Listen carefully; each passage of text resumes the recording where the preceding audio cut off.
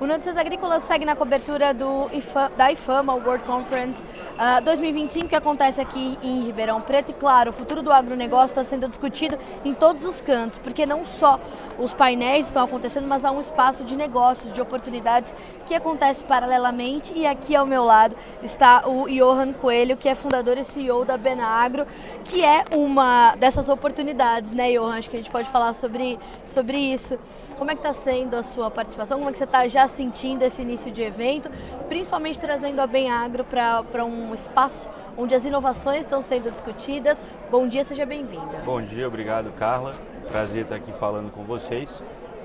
A gente tem enxergado o evento como um evento, né, extremamente proveitoso, oportuno, discutindo com líderes da indústria o futuro da agricultura, né? Então, diversos ângulos estão sendo discutidos. Particularmente hoje falaremos muito também sobre o uso da inteligência artificial, que é uma realidade não só no agro, né, como também em diferentes indústrias, e o agro não seria diferente. Então, hoje a gente vai falar bastante sobre o uso da inteligência artificial dentro da porteira, mas também em toda a cadeia de valor, né? Desde seguro, análise de risco, análises preditivas, e como tudo isso vai contribuir ainda mais para uma agricultura sustentável, do ponto de vista de ESG, mas sobretudo também do ponto de vista do negócio, de margens, enfim. Otimização de custos de produção, inclusive a Benagro fala justamente sobre essa otimização desses custos, né, Johan, e como é possível otimizar com boas práticas agrícolas e o advento da tecnologia para otimizar esses custos e naturalmente essas margens. Esse é um dos objetivos? Sem dúvida, sem dúvida. Inclusive hoje a gente vai falar nesse painel também um pouco sobre o caso de uso da Benagro, né?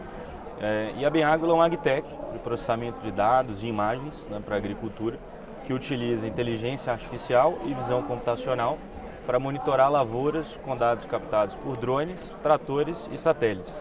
Então, basicamente, o que a gente faz é isso, é integrar esses 3 veículos de captura de dados em um único local, que é a nossa plataforma, e através da inteligência artificial entregamos mapas e relatórios que aumentam a produtividade e reduzem custos dos nossos clientes. Então, desde a aplicação localizada de insumo, onde o produtor ele economiza aí até 85% de herbicida, até garantindo o máximo aproveitamento da área produtiva, né?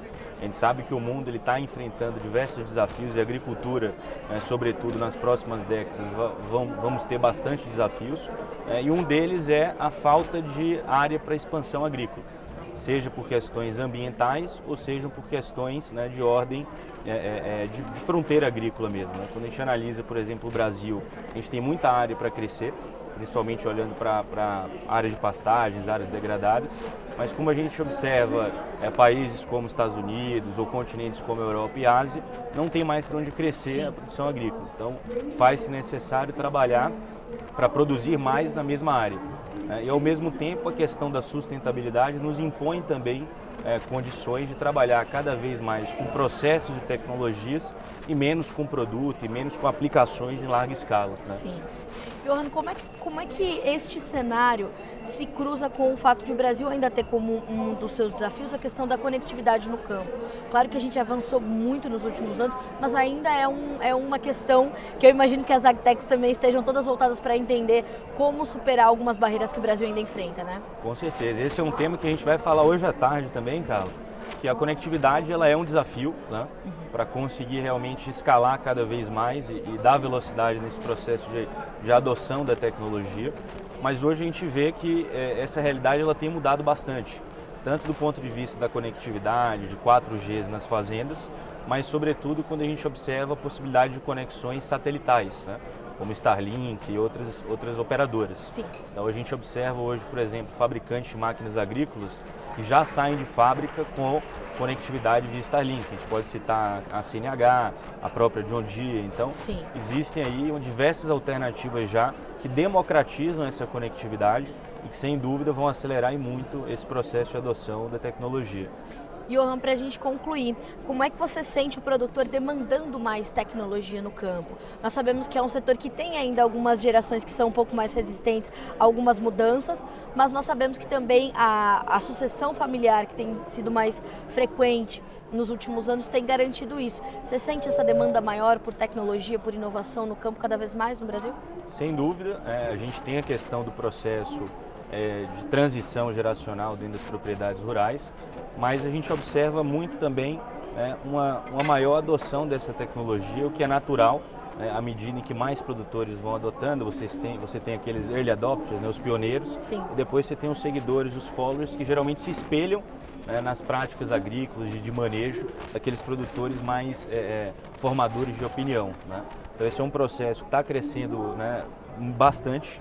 A gente, por exemplo, hoje no Brasil, 50% dos produtores já aderem a algum tipo de ferramenta digital e esse número deve chegar em 2030 em 76%. Certo. Ou seja, de 50% para 76%, quase um crescimento de 50% nessa adoção de tecnologia.